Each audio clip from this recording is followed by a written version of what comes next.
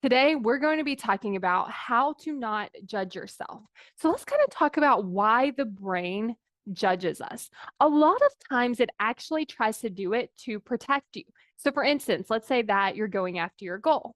Well, your brain doesn't actually want you to achieve your goal because it thinks it's unsafe. It's like, this is unknown. We don't know exactly what this is like. It could be dangerous. So, your brain's like, we don't want you to achieve your goal. So, what it can do is it can start to judge you so that you don't do it. Because if you're thinking you can't do it, you're not good enough, it's not possible for you, it's too hard, you're not going to be able to figure it out. If you're thinking those things, the chances of you taking that action to actually go do it are very slim. Another way that it actually does this is, let's say that you do something that you didn't want to do. So you're like, okay, I said something I didn't want to say. Well, oftentimes the brain will start to judge you because it's like, well, if we judge you and we create enough negative emotion, then maybe you won't do it again. And so what ends up happening is your brain thinks it's being really helpful and it thinks it's being really useful.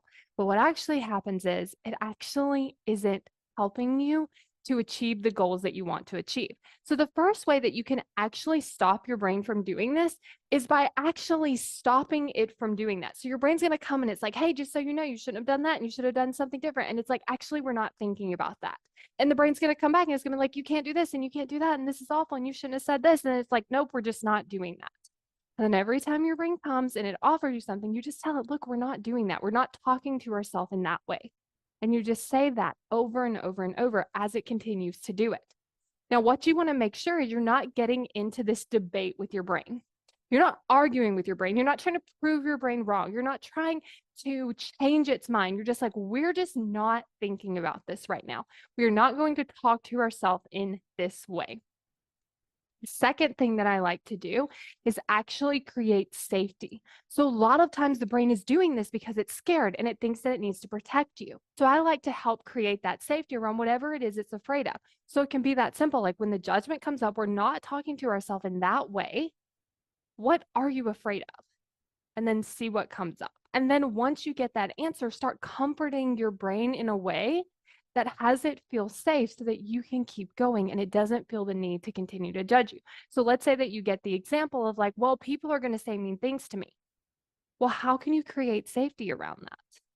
Like, it's okay if someone says something to me. It's okay if someone leaves a negative comment on my post, because in that moment, I'm not going to think I did something wrong. I'm going to be proud of myself for putting myself out there and knowing that sometimes that happens. And it doesn't necessarily mean that much about me as it does about them. And so just using these two things when your brain starts to judge you, like one, telling it we're not doing that, and two, creating safety around the thing that it's afraid of.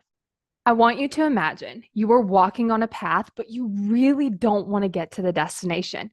What would you end up doing? You would take some wrong turns. You would turn around. Maybe you would stop walking completely. Maybe you would get lost. Maybe you would just get distracted by every single thing.